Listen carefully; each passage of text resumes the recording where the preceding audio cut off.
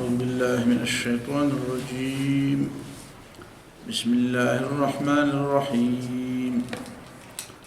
وما قدروا الله حق قدره إذ قالوا ما أنزل الله على بشر من شيء قل من أنزل الكتاب الذي جاء به موسى نورا وهدى للناس تجعلونه قراطيس تبدونها وتخفون كثيرا وعلمتم ما لم تعلموا أنتم ولا آباؤكم قل الله ثم ذرهم في خوضهم يلعبون وهذا كتاب أنزلناه مبارك مصدق الذي بين يديه ولتنذر القرى ومن حولها والذين يؤمنون بالآخرة يؤمنون به وهم على صلاتهم يحافظون.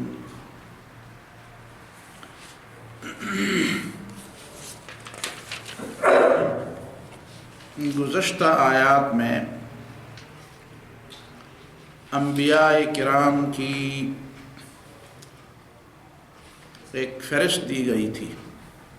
تقریباً 17 انبیاء کے بارے میں بات ہوئی تھی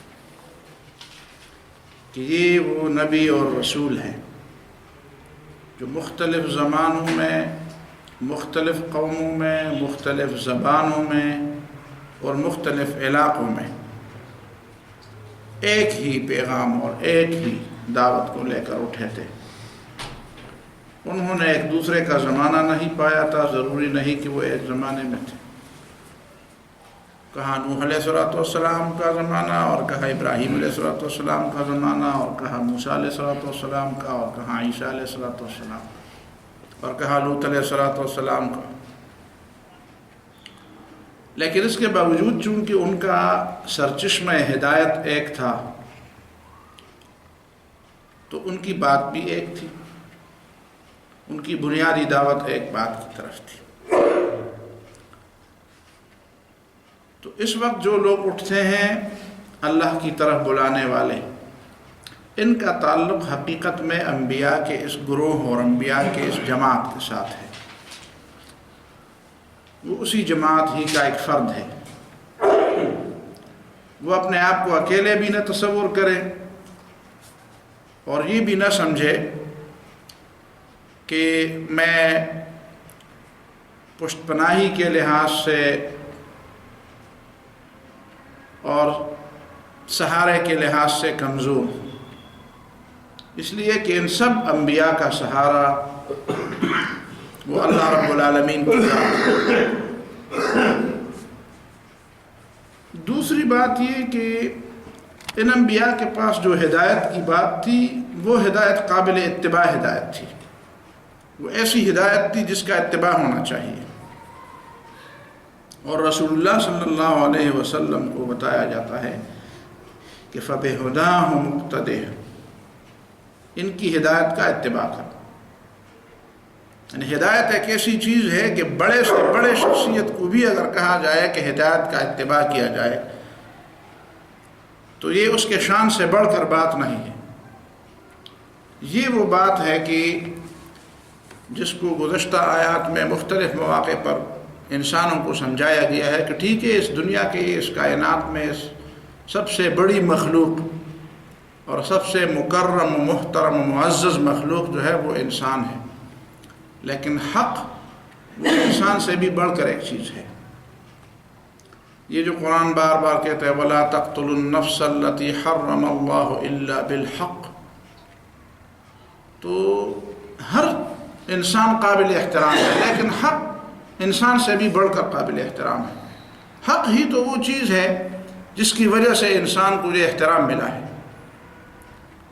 اسی طریقے سے حق کو آپ مختلف انداز میں پیش کر سکتے ہیں یا بیان کر سکتے ہیں یا اس سے تعبیر کر سکتے ہیں. تو یہاں تعبیر ہدایت سے کی گئی کہ ہدایت ایک ایسی چیز ہے جو ہر چیز سے بڑھ کر ایک چیز ہے.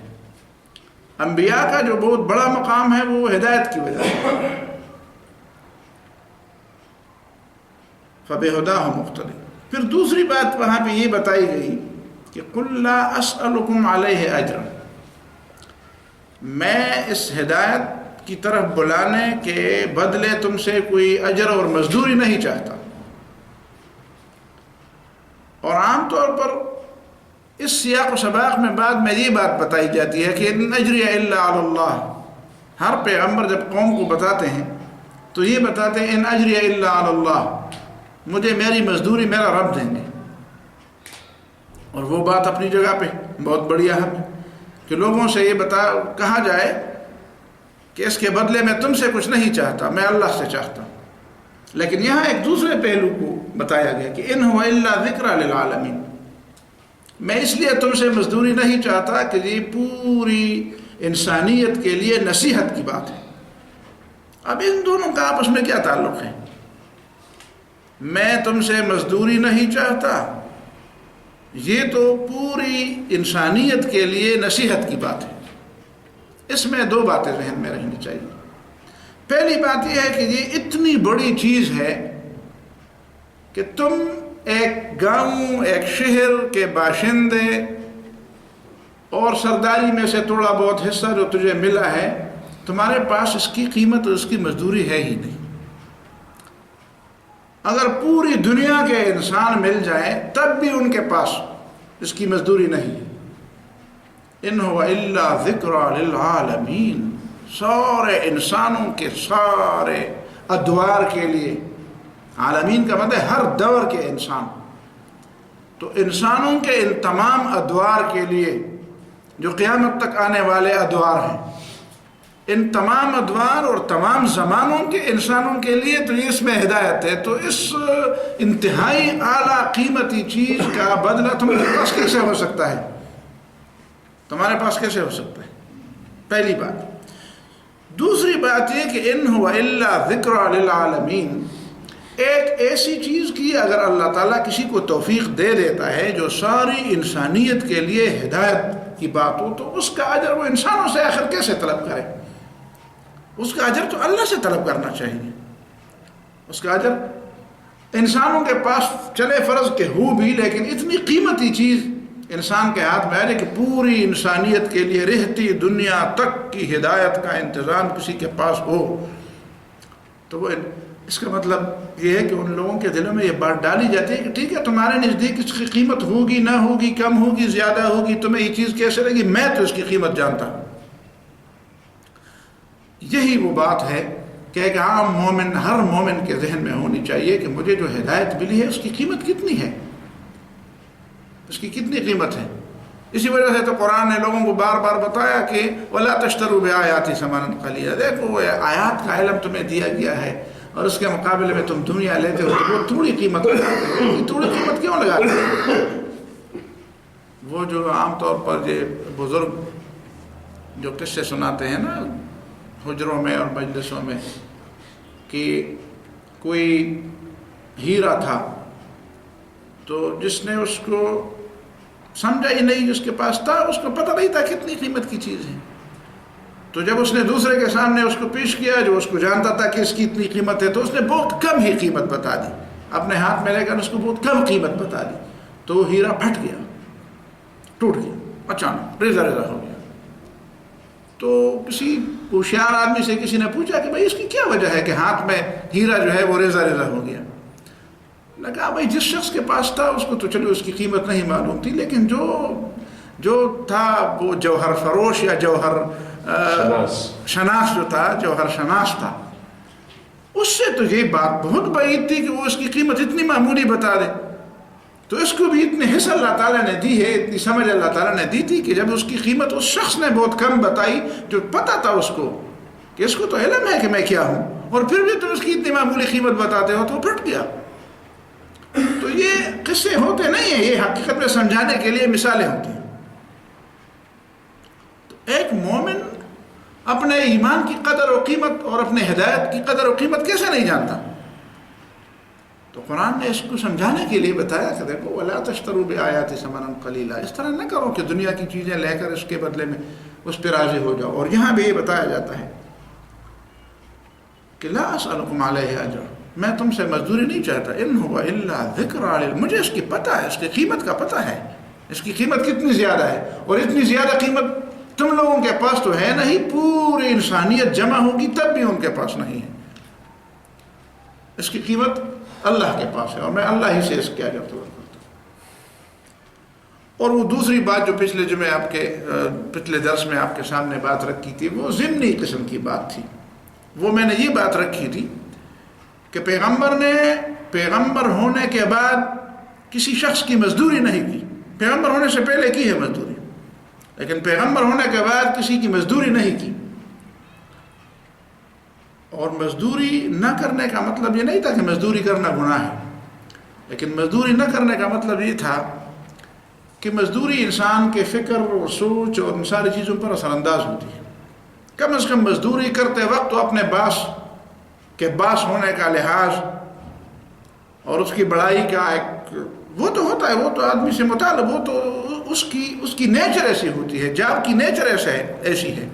آپ کسی کے نوکر ہے تو نوکری چاہے جیسی بھی ہو، لیکن اس کے مزاج میں یہ بات ہے. اور پھر جس کی نوکری کی جاتی ہے ہمیشہ ضروری نہیں کہ وہ صرف نوکری پر اکتفا کر دے، وہ کبھی نوکری سے آگے بندگی بھی چاہتا ہے. وہ کبھی یہ بھی نہیں سمجھتا کہ نوکری کے حدود کیا ہوتے ہیں اور بندگی کے حدود کیا ہوتے ہیں. تو اللہ رب العالمین نے اپنے انبیاء کو بچایا ہے کہ وہ کسی فرد کی اور کسی شخص کی نوکری اس طرح نہ کرے، اس لیے کہ اس کے اندر اس کے دعوت پر اور اس کے فکر پر اور اس کے ذہن پر اس کے جو اثرات وہ دوسرے اس کو دیکھیں گے، کس انداز سے وہ لیں گے، اسے کیا سمجھ جائیں گے.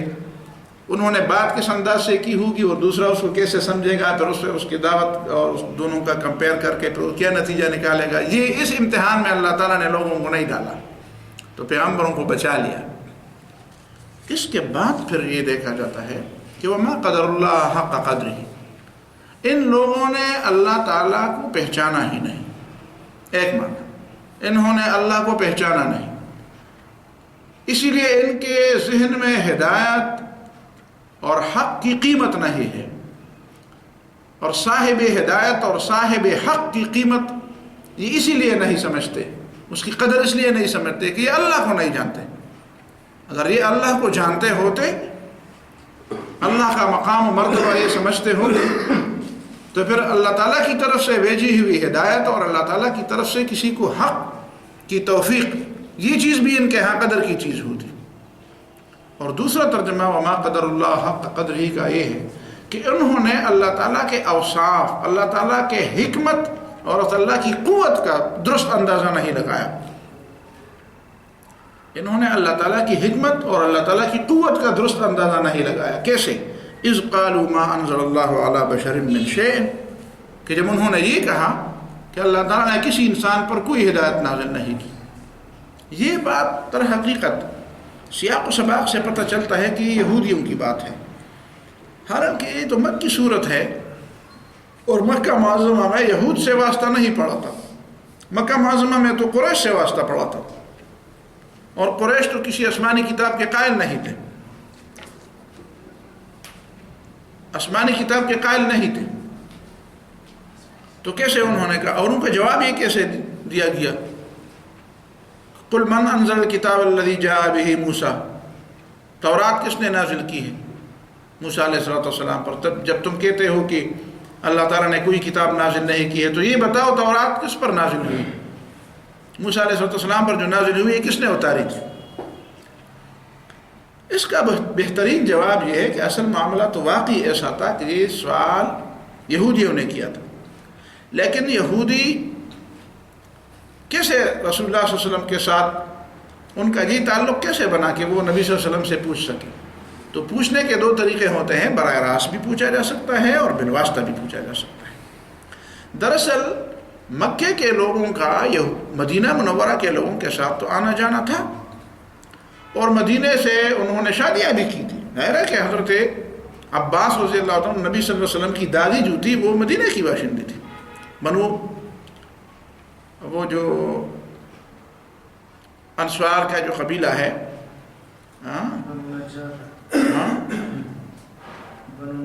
بنو نجار کے قبیلے سے، تو آنا جانا تو تھا. اور یہی پہ یہود تھے، اصل میں یہود بھی وہاں پہ کافی ان کا ایک مقام تھا. تو ان کے آپس میں تعلقات تھے. تو ان قریش کے ان لوگوں نے باقاعدہ ان سے پوچھا، اور اس کا ذکر دوسری جگہ بھی آتا ہے، دوسری جگہ بھی آتا ہے کہ جب قریش کے لوگوں نے رسول اللہ صلی اللہ علیہ وسلم کے بارے میں ان سے پوچھا کہ ہمارا دین بہتر ہے یا محمد صلی اللہ علیہ وسلم کا دین بہتر ہے، تو یہودیوں نے ان کو جواب دیا کہ تمہارا دین بہتر ہے. قرآن نے اس پہ تبصرہ کیا کہ وَيَقُولُونَ لِلَّذِينَ كَفَرُوا هَؤُلَاءِ أَهْدَىٰ مِنَ الَّذِينَ آمَنُوا سَبِيلًا. یہ کیسے اپنے آپ کو آسمانی کتاب والے سمجھتے ہیں اور پیغمبر ان کی اولاد سمجھتے ہیں کہ جب خالص مخلص شرک کے بارے میں کہتے ہیں کہ یہ مومنوں سے زیادہ ہدایت یافتہ لوگ ہیں، مشرکوں کے بارے میں کہتے ہیں اتنے ضد میں آ گئے ہیں. تو یہیں پہ بھی اسی طرح ہے کہ انہوں نے مکہ کے لوگوں نے جہاں پر یہودیوں سے پوچھا تو یہودیوں نے ان کو کہا کہ نہیں، اللہ تعالیٰ نے کوئی کتاب نازل نہیں کی، اللہ تعالیٰ نے کوئی کتاب نازل نہیں. اب ضد میں یہ بات انہوں نے کی تھی، ورنہ ان کو خوب پتہ تھا کہ اللہ تعالیٰ نے موسیٰ علیہ السلام پر تورات نازل کی ہے، اور اسی وجہ سے تو ان کا دم بھرم قائم ہے. تو لوگوں نے سوال کیا کہ کیسے یہ ہو سکتا ہے کہ بنی اسرائیل ساری کتابوں کا انکار کر دے اور سارے پیغمبروں کا انکار کر دے. لیکن ضد میں جب آدمی آ جاتا ہے تو پھر ظاہر ہے کہ دوسرے کو پچھاڑنا مقصود ہوتا ہے. اب اس وقت یہ نہیں دیکھتے کہ اس کا اثر میرے اوپر بھی پڑتا ہے، بس دوسرے کو پچھاڑنا مقصود ہوتا ہے، خواہ اس کی بات کا رد کرنا مقصود ہوتا ہے. تو ضد میں اور بحث میں یا پشتو میں جس کو ہم پڑوڑ کہتے ہیں، جب پڑوڑ میں آدمی آ جائے تو پھر ظاہر ہے کہ دوسرے کو پچھاڑنا مقصود ہوتا ہے. تو یہاں تک انہوں نے کی دیا کہ ما انزل اللہ علی بشر من شیء. قرآن نے اس پر دو انداز سے تبصرہ کہ ما قدر اللہ حق قدرہ، ان لوگوں نے اللہ تعالیٰ کی حکمت اور اللہ تعالیٰ کی قدرت کا درست اندازہ نہیں لگایا. صحیح معنی میں تو آدمی سمجھتا بھی نہیں ہے. یقیناً اللہ تعالیٰ کی حکمت اور اللہ تعالیٰ کی قدرت کو پورے طور پر سمجھنا تو انسان کے لیے ممکن بھی نہیں ہے، لیکن وہ اندازہ تو لگا سکتا ہے. اتنا تو آدمی کو پتہ چل سکتا ہے کہ آدمی اگر عقل سے کام لے تو اتنا تو وہ سمجھ سکتا ہے کہ اللہ تعالیٰ کی قدرت پوری کائنات پر وسیع ہے. وہ جو چاہتا ہے کر سکتا ہے، اس کے ارادے کے پورا کرنے میں کوئی چیز رکاوٹ نہیں بن سکتی، اس کے ارادے کے پورے ہونے میں کوئی دوسری شرط کوئی نہیں لگا سکتا، کوئی دوسری شرط نہیں ہوتی. بس اس کا ارادہ ہی شرط ہے، اس کا ارادہ ہی کافی ہے کسی چیز کو پورا کرنے کے لیے.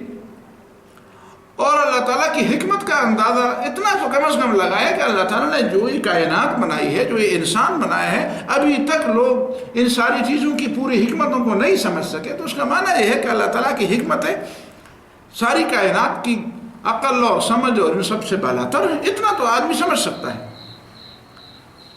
وما قدر اللہ حق قدرہ، لیکن ان لوگوں نے اللہ تعالیٰ کی حکمت اور اللہ تعالیٰ کی قدرت کا غلط اندازہ لگایا. قدرت کا غلط لگا جب انہوں نے یہ کہا کہ اللہ تعالیٰ نے کسی انسان پر، کسی بشر پر کوئی کتاب نازل نہیں کی، تو اس کے دو مطلب ہو سکتے ہیں. یا تو یہ مطلب ہو سکتا ہے کہ نعوذ باللہ اللہ تعالیٰ کے پاس اتنی قدرت نہیں ہے کہ انسان کو اتنی بلندی عطا کرے کہ وہ پیغمبر بن جائے، انسان کو اتنی بلندی پر لے جائے کہ اسے پیغمبر بنا دے. یا یہ ہے کہ اللہ رب العالمین کی حکمت کو اس کی حکمت کا غلط اندازہ لگائے اور یہ سمجھے کہ اللہ رب العالمین نے انسان کو پیدا کر کے اس کو سمجھ بوجھ اور دنیا کے بود و باش کے طریقے تو بتا دیے، وہ صلاحیت تو اس میں رکھ دی، اور ہدایت کے لیے اس کا کوئی انتظام نہیں کیا. اور یہ دونوں باتیں اللہ تعالیٰ کی قدرت اور اللہ تعالیٰ کی حکمت کے بالکل غلط انداز ہیں. پہلی بات بھی غلط ہے کہ نعوذ باللہ وہ اتنا غلط اندازہ اللہ تعالیٰ کی قدرت کا لگائیں کہ کسی انسان کو اللہ تعالیٰ اتنا اوپر نہیں لے جا سکتا نعوذ باللہ کہ اس کو پیغمبر بنائے. ان کے ذہنوں میں یہ بات بڑی بات ہے کہ بشر پیغمبر کیسے ہو سکتا ہے. یعنی اس کا مطلب یہ کہ یہ بات تو نہیں ہے کہ بشر خود بخود اپنے آپ کو پیغمبر بنا دے. یعنی اگر یہ بات ہوتی تو یہ بات تو چلو ٹھیک تھی کہ انسان کسی اپنی محنت سے پیغمبر نہیں بن سکتا، یا انسان خود بخود اتنا نہیں بڑھ سکتا کہ وہ اپنے آپ کو پیغمبر بنا دے. لیکن یہ بات تو وہ نہیں کرتے تھے. وہ تو یہ کرتے تھے کہ ابشر یہدوننا، کیا انسان کو ہدایت دے دے. ابعث اللہ بشرا رسولا، کیا اللہ نے کسی بشر کو رسول بنا کے بھیجا؟ تو گویا کہ وہ حقیقت میں اس بات کا انکار نہیں کرتے تھے کہ انسان خود نہیں اتنا بڑھتا، بلکہ اس بات سے انکار کرتے تھے کہ نعوذ باللہ اللہ رب العالمین انسان کو اتنا نہیں اٹھا سکتا کہ اس کو اٹھا کے اتنی بڑا مقام اور بڑا مرتبہ اسے دے رہے کہ وہ پیغمبر بن جائے۔ تو اللہ تعالیٰ نے فرمایا یہ تو تم نے میری قدرت کا بہت غلط اندازہ لگایا کہ میں کسی انسان کو اتنا نہیں اٹھا سکتا، اس میں تو خود تمہارا فائدہ ہے۔ اب دیکھیں نا، اسلام کے جو احکامات ہے اس میں وہ دونوں پہلو آپ دیکھتے رہے، ساتھ ساتھ دیکھتے رہے۔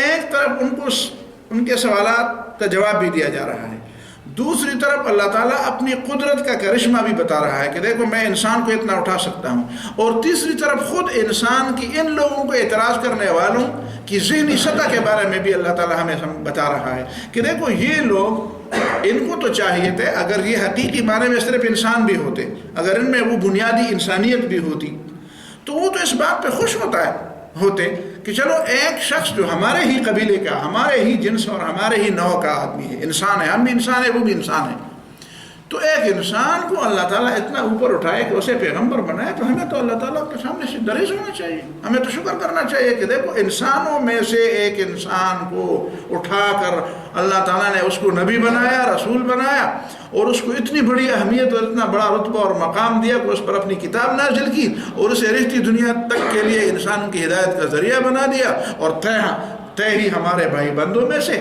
طے ہی ہمارے گاؤں کے، ہمارے شہر کے، اور ہمارے قبیلے کے، اور ہماری زبان بولنے والے، اور ہمارے بھتیجے بھانجے۔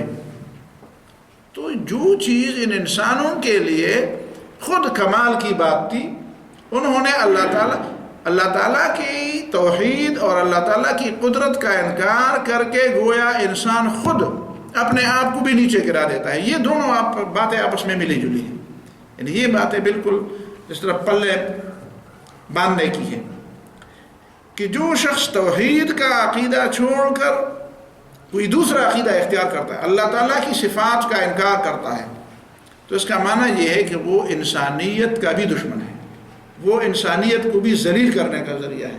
گویا کہ جو شخص اللہ تعالیٰ کی توحید اور اللہ تعالیٰ کی حکمت اور قدرت اور توحید کا نہیں قائل، اس سے یہ توقع کرنا کہ وہ انسانیت کی بھلائی کا کوئی کام کر لے، وہ تو خود اپنا دشمن ہے۔ وہ تو یہ نہیں سمجھتا، اس بات کو وہ نہیں سمجھتا کہ انسانوں میں سے کسی شخص کو اللہ تعالیٰ اتنا اٹھائے، اس لیے کہ اگر انسانوں میں سے کسی شخص کو اتنا اٹھایا جاتا ہے تو دوسرے انسانوں کو اس پہ شکر ادا کرنا چاہیے۔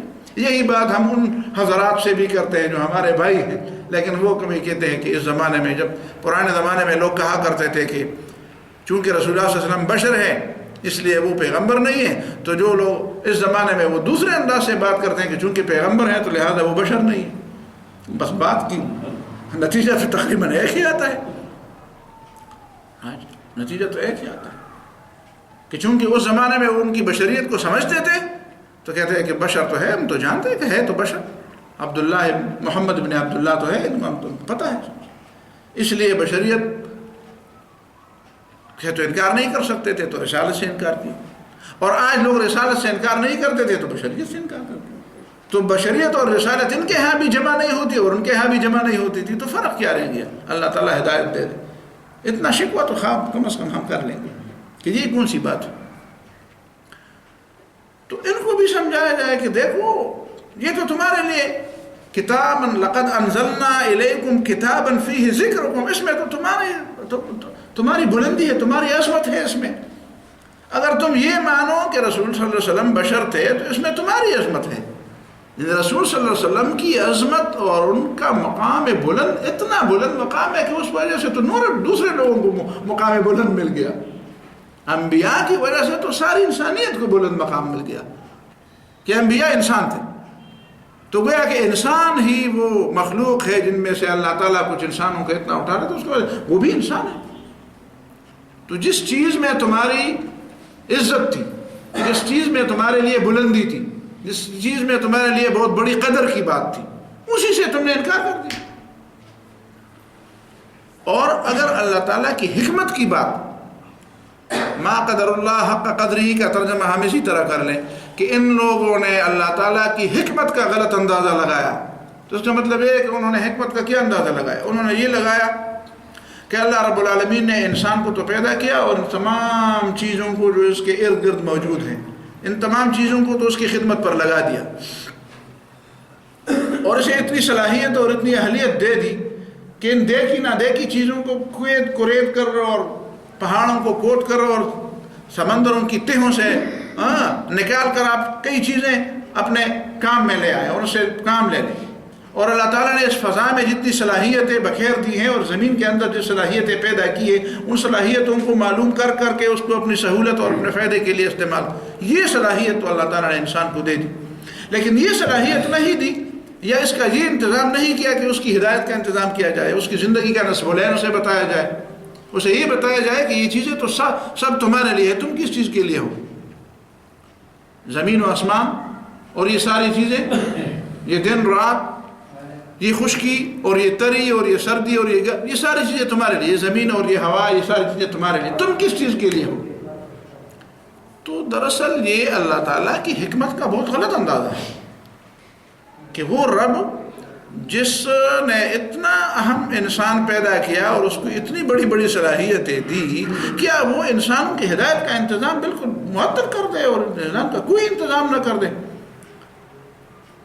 تو پیغمبروں کو بھیجنا تو انسانوں کی ہدایت کا انتظام ہے، اور جس رب نے یہ کام کیا ہے کہ اتنے انسان جو پیدا کیے ہیں اور اتنی صلاحیتیں جو ان کو دی ہے، اس کی حکمت کا تقاضا یہ ہے کہ وہ اس کی ہدایت کا انتظام بھی کر دے. اور اگر اس کی ہدایت کو اسی طرح چھوڑا جائے تو نعوذ باللہ، تو یہ تو اللہ تعالیٰ پر ایک ایسا اعتراض ہے کہ اس نے نعوذ باللہ ایک کھیل کھیلا ہے. تو اللہ تعالیٰ تو کھیلنے والا نہیں ہے. اللہ تعالیٰ تو افحسبتم انما خلقناکم عبثا، تم یہ گمان کرتے ہو کہ تم نے ہمیں ویسے پیدا کیا ہے. وما خلقنا السماوات والارض وما بينهما لاعبین، ہم نے آسمان اور زمینوں کو بنایا تو کوئی کھیل تماشا بنایا، کھیل کود کے لیے بنایا، فضول بنایا، بغیر حکمت کے بنایا، انسان کو بغیر حکمت کے سدا ایحسب الانسان ان یترک سدا، ایسا محمل بنایا، اسے کوئی باز پرس نہیں ہوگی، اس کے لیے کوئی ہدایت نہیں ہوگی. تو یہ تو اللہ تعالیٰ کی حکمت کا بہت غلط اندازہ ہے. تو وما قدر اللہ حق قدرہ، ان لوگوں نے اللہ تعالیٰ کے علم کا صحیح اندازہ نہیں لگایا اور اللہ تعالیٰ کی حکمت کا صحیح نہیں اندازہ لگایا. اسی طرح انہوں نے اللہ تعالیٰ کی قدرت کا صحیح اندازہ نہیں لگایا. اذ قالوا، جب انہوں نے یہ کہا کہ ما انزل اللہ علی بشر من شیء، اللہ تعالیٰ نے کسی انسان پر کوئی کتاب نازل نہیں، نعوذ باللہ. جب انہوں نے یہ کہا تو اس کا مطلب یہ تھا کہ نعوذ باللہ یا تو اللہ تعالیٰ یہ نہیں کر سکتا کہ انسان کو اتنا اٹھائے، تو اللہ تعالیٰ کی قدرت کا اندازہ لگائے، اور یا اللہ تعالیٰ یہ نہیں کر سکتا یا نہیں کرتا کہ وہ انسانوں کی ہدایت کا انتظام کرے، تو یہ اللہ تعالیٰ کی حکمت اور علم کا غلط اندازہ ہے. قل من انزل الکتاب الذی جاء به موسیٰ نورا وہدی للناس، کہہ دو کس نے کتاب نازل کی تھی جسے موسیٰ علیہ السلام نے پیش کیا، اور نورا وہدی، نور روشنی تھی اور ہدایت، للناس اس وقت کے انسانوں کے لیے، اور تجعلونہ قراطیسا، تم ان کو ٹکڑے ٹکڑے کرتے ہو، ورق کرتے ہو. کیسے ورق کرتے؟ اسی طرح تو ہم بھی اسی طرح ورق گردانی کرتے ہیں، کبھی ایک جگہ دیکھتے ہیں کبھی نہیں. قرطاس، ورق، صفحہ نہیں. تبدونہا، کچھ کو تو ظاہر کرتے ہیں لوگوں کے سامنے کہ دیکھو اس میں لکھا ہے، جب تمہارے فائدے کی بات ہوتی ہے. وہ تخفون کثیرا، اور اس کے بہت احکام کو چھپاتے ہیں. یعنی اس زمانے میں بھی قرآن نے ان لوگوں کو بتا دیا. اب دیکھیں نا، جن لوگوں نے ان کی بات نبی صلی اللہ علیہ وسلم کے پاس پیش کی تھی، ان کو مخاطب کر کے کہتے کہ تم نے ایسا کیا، یعنی تم نے جس کا اعتراض میرے سامنے پیش کیا، تم نے جس طرح کوئی کسی کا سوال پیش کرے تو آدمی اسی کو مخاطب کر کے کہ تم نے سوال کیا، ایک جواب بھی تم ہی سنو نا. تخفونہ، تو اب ان کے ذہن میں یہ بات بھی بٹھا لی گئی کہ وہ لوگ جو کہتے ہیں، ایک طرف تو کہتے ہیں اللہ تعالیٰ نے کوئی کتاب نازل نہیں کی، دوسری طرف وہ تورات کو اللہ تعالیٰ کی کتاب سمجھتے ہیں. تو پھر یہ بات کیوں کرتے ہیں کہ اللہ تعالیٰ نے کوئی کتاب نازل نہیں کی؟ اور یہ جو موسیٰ علیہ السلام پر تورات نازل کی تھی، اس کو آپ اللہ کی کتاب سمجھتے ہوئے پورے کا پورا لوگوں کے سامنے رکھتے کیوں نہیں؟ تبدونہا وتخفون کثیرا. آج بھی کچھ لوگ ایسے ہیں، کہتے ہیں عام لوگوں کے سارے مسائل کیسے بیان کرتے ہیں. کچھ لوگوں کی دشمنی اس وجہ سے کی جاتی ہے کہ عوام کو قرآن اتنا سناتے ہیں اور عوام کو اتنے سمجھاتے ہیں، اور عوام یہ تو علماء کے لیے اتنی بات ہے، یہ عوام کو کیوں اتنے سمجھاتے ہوں؟ اور کچھ لوگ مولانا مودودی کے بھی اس وجہ سے دشمن ہو گئے کہ اس نے عام لوگوں کو اسلام سمجھایا، تو ہماری جو وہ تھی وہ ختم ہو گئی۔ پھر یہ لوگ چھوٹی چھوٹی باتوں کے لیے ہمارے اب کہتے ہیں یار انہوں نے بھی کچھ پڑھا ہے، پھر تو کئی چیزیں پڑھ چکے ہیں۔ تو یہی شکوہ تو قرآن ان سے کرتا ہے کہ تبدونہا وتخفون کثیرا، یہ کام تو یہود کرتے تھے۔ تبدونہا مطلب کی بات ان کو بتاتے تھے کہ یہ وتخفون کثیرا، اور بہت زیادہ چھپاتے، تو چھپاتے چھپاتے آخر ایسے ہو گئے کہ وہ سر سے ظاہر ہی نہ ہو گئی۔ اور تیسری بات یہیں پہ یہ نوٹ کرے کہ جب قرآن نے ان کے سامنے ان کے منہ پر یہ کہہ دیا کہ تم نے اللہ کی کتاب کا بہت حصہ لوگوں سے چھپایا، تو انہوں نے آگے سے یہ نہیں کہا کہ کہاں ہے وہ چھپائی ہوئی کتاب۔ اگر آپ کہتے ہیں کہ وہ اس میں تھے نہیں، تو اس سے زیادہ جو بودھے اعتراضات اور جو بودھے قسم کے اور بے وزن قسم کے سوالات انہوں نے قرآن پر اٹھائے ہیں، وہ تو قرآن نے نقل کیے ہیں، تو یہ بات بھی قرآن نقل کرتا۔ آخر اس سے زیادہ بودھے اور اس سے زیادہ بے وزن قسم کے اعتراضات وہ ان کے نقل کیے ہیں قرآن نے۔ تو اگر ان کا جواب اس طرف آتا کہ نہیں ہم نے تو نہیں چھپایا، کون سی بات ہے جو ہم نے چھپائی ہے، پتہ چلا کہ اس وقت بھی ان پر اتمام حجت ہو گئی تھی کہ تم نے اللہ تعالیٰ کی کتاب کا بہت سا حصہ چھپایا ہے۔ تبدونہا وتخفون کثیرا وعلمتم ما لم تعلموا انتم ولا آباؤکم۔ اب دیکھیں نا، خطاب کا رخ چونکہ قریش کی طرف ہے، اور قریش نے ان کا سوال، اب قریش کو بھی پکڑا جا رہا ہے، ان کو بھی کہ وَعُلِّمْتُمْ مَا لَمْ تَعْلَمُوا، قریش تم بتاؤ، مکے کے لوگوں یہ تو تم نے ان کا اعتراض نقل کیا، اس کا جواب ہے، لیکن تم بتاؤ تمہیں اس قرآن کے نزول کے بعد جو معلومات تمہیں ہوئی وہ اس سے پہلے تمہیں تھی؟ نہ مانتے ہوئے بھی جب تم سنتے ہو نبی صلی اللہ علیہ وسلم کی زبان سے اللہ تعالیٰ کی آیات کو، تو کئی چیزیں تمہارے علم میں بھی آ گئی جو اس سے پہلے تم نے نہیں سنی تھی۔ وَعُلِّمْتُمْ مَا لَمْ تَعْلَمُوا أَنْتُمْ وَلَا آبَاؤُكُمْ، تمہیں بھی ان چیزوں کی تعلیم دی گئی جو نہ تم جانتے تھے اور تمہارے باپ دادا جانتے تھے۔ قُلِ اللَّهُ، تو یہ جواب نہیں دے سکیں گے، وہ کتاب کس نے بھیجی؟ تو تم خود کہہ دو اللہ انزل الکتاب، اللہ نے وہ کتاب نازل کی، اور ثم ذرہم فی خوضہم یلعبون، پھر ان کو چھوڑو اور ان میں اس جھوٹ میں ان کو اسی طرح کھیلنے دو، اپنے جھوٹی بحثوں میں ان کو کھیلنے دو، ذرہم ان کو چھوڑو، فی خوضہم یلعبون کہ اپنی جھوٹی بحثوں میں یہ کھیلتے رہیں۔ انہوں نے ان چیزوں کو بھی کھیل تماشا بنا دیا ہے، تو کھیلتے رہیں، پھر ان کا انجام دیکھ لیں گے۔ یہاں پہ ایک درمیانی بات وہ یہ ہے کہ یہ جو منطقی قواعد جو ہوتے ہیں سمجھ میں آتی ہے بات، تو وہ لوگ سمجھتے ہیں کہ دیکھو یہاں پہ منطق کی بات بھی ہے قرآن کے اندر۔ کیسے ہے منطق کی بات؟ انہوں نے ایک اعتراض کیا کہ ما انزل اللہ علی بشر من شیء، اس کو منطق کی اصطلاح میں سالبہ کلیہ کہتے ہیں، قضیہ سالبہ کلیہ۔ تو قرآن نے سالبہ کلیہ کے مقابلے میں کیا لایا؟ موجبہ جزئیہ، من انزل الکتاب الذی جاء بہ موسیٰ۔ اس کا مطلب یہ نہیں ہے کہ آپ قرآن سے منطق ثابت کر دیں، حالانکہ یہ منطق کا جو ٹرمز ہے اور اس کا جو انداز ہے، اس کی جو شکل ہے، اس انداز میں نہیں ہے۔ ٹھیک ہے، ہم سمجھتے ہیں کہ موجب جزیہ آیا ہے، لیکن وہ موجب جزیہ جو تم سالبہ کلیہ کے مقابلے میں لاتے ہو، اس کلیہ کے انداز سے اور اس جزیہ کے انداز سے یہ قضیہ نہیں آیا ہے۔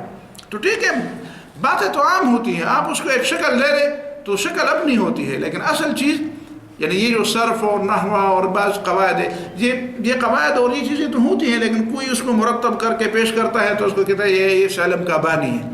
تو اس علم نے کوئی نئی چیز تو نہیں ایجاد کی ہوتی، جو چیزیں ہیں موجود ہیں تو اس میں ایک خاص ترتیب دے کر، اس کے ایک خاص شکل دے کر، تو ضروری نہیں ہے کہ اس سے وہ شکل ثابت کی جائے، وہ اصل بات تو حقیقت میں ویسے بھی ہے، وہ تو عام بات ہے، اس میں تو منطق اور غیر منطق کا فرق نہیں ہے۔ وَهَذَا كِتَابٌ أَنزَلْنَاهُ مُبَارَكٌ۔ دوسری بات کہ تم اللہ تعالیٰ کی حکمت کا اندازہ غلط لگاتے ہو، تو ایک تو دیکھو موسیٰ علیہ السلام کو اللہ تعالیٰ نے اٹھایا اور پیغمبر بنا دیا، دوسری بات کہ تم یہ سمجھتے ہو کہ اللہ تعالیٰ نے کوئی کتاب نازل نہیں کی، تو کتاب اللہ تعالیٰ نے جو نازل کی، یہ کتاب قرآن مجید اس بات کی دلیل ہے، اس کے اندر خود اس بات کی دلیل ہے۔ قرآن مجید کے اندر اندرونی شہادت قرآن مجید کی یہ اس بات کی گواہی دیتی ہے کہ اللہ تعالیٰ کی کتاب ہے. کیسے؟ مبارک، اس میں خیر اور برکت کی بات ہے. اس میں جتنی بھی باتیں ہیں وہ انسانیت کی فلاح، اس کی بہبود اور اس کی بھلائی کے لیے. اس میں ایسی کوئی بات نہیں ہے جو انسانیت کے خلاف جاتی، جو بلند اخلاقی سے گری ہوئی ہو، اخلاق کے معیار سے گری ہوئی بات ہو، بلکہ یہ تو بلندی پر لے جانے والی. اس کی تعلیمات انسان کی بھلائی اور اس کو بلندی پر لے جانے کے لیے. اس کے اندرونی شہادتیں انزلناہ مبارک اور مصدق الذی بین یدیہ. پھر یہ ہے کہ ایسی کتاب نہیں ہے جس نے کسی اختلاف کی بنیاد رکھ دی، ایسی کتاب ہے جس نے اتفاق کی بنیاد رکھ دی، ایسی کتاب ہے جو پہلی کتابوں کی تصدیق کرتی ہے. اگر یہ کتاب اس سے پہلے والی گزشتہ کتابوں کی تکذیب کرتی پھر تو آپ کہتے ہیں کہ ٹھیک ہے نئی کتاب آئی ہے، لیکن کہتے ہیں وہ تورات تو اللہ کی کتاب نہیں ہے، وہ انجیل تو اللہ کی کتاب نہیں ہے. تو قرآن نے جو اس سے پہلے کتابیں اس کی تصدیق کر دی کہ ہاں وہ ہے. اس کا مطلب ہے کہ سچائی کی تصدیق، سچائی جہاں بھی ہو قرآن اس کی تصدیق کرتا ہے. تو یہ ایک وسعت انسان کو بلند اخلاقی، برکت، بھلائی اور وسعت ظرفی دینے والی کتاب ہے. اس کے اندرونی شہادتیں بیان فرما رہا ہے. مصدق الذی بین یدیہ ولتنذر ام القری ومن حولها. اور اسی لیے ہے کہ تم ڈراؤ ام القری، شہروں کے مرکز والوں کو. پوری دنیا کا مرکزی شہر مکہ معظمہ ہے، اسی وجہ سے اس کو ام القری کہتے ہیں.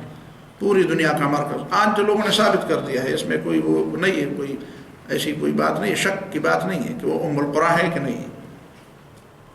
لتنذر ام القری ومن حولها، تاکہ تم مرکزی شہر کے لوگوں کو ڈراؤ، ومن حولها، اور جو اس کے ارد گرد. تو ارد گرد میں پہلے مرتبے میں عرب کے علاقے آتے ہیں اور پھر پوری دنیا کے علاقے آتے ہیں. اس کا معنی یہ ہے کہ رسول اللہ صلی اللہ علیہ وسلم پوری دنیا کے لیے پیغمبر، اسی لیے تو مرکزی شہر میں بھیجے گئے. اب یہ نبی صلی اللہ علیہ وسلم کے لیے پوری انسانیت کا پیغمبر ہونے کی ایک دلیل ہے کہ باقی جو انبیاء بھیجے گئے تھے وہ مقامی طور پر لوگوں کے لیے بھیجے، وہ کسی پوری دنیا کے مرکزی شہر میں نہیں بھیجے گئے تھے، اس لیے کہ وہ پوری دنیا کے لیے نہیں تھے. اور رسول اللہ صلی اللہ علیہ وسلم کو پوری دنیا کے مرکز میں بھیجا گیا، اس لیے کہ نبی صلی اللہ علیہ وسلم پوری دنیا کے لیے پیغمبر. لتنذر ام القری ومن حولها والذین یؤمنون بالآخرۃ یؤمنون بہ. اور جو لوگ آخرت پر ایمان رکھتے ہیں وہ اس قرآن پر ایمان رکھتے ہیں. وہم علی صلاتہم یحافظون، اور وہ اپنی نمازوں کی حفاظت کرتے ہیں. اس میں بھی کئی نکات ہیں لیکن انشاءاللہ یہ اگلے جمعے. صلی اللہ علیہ وسلم.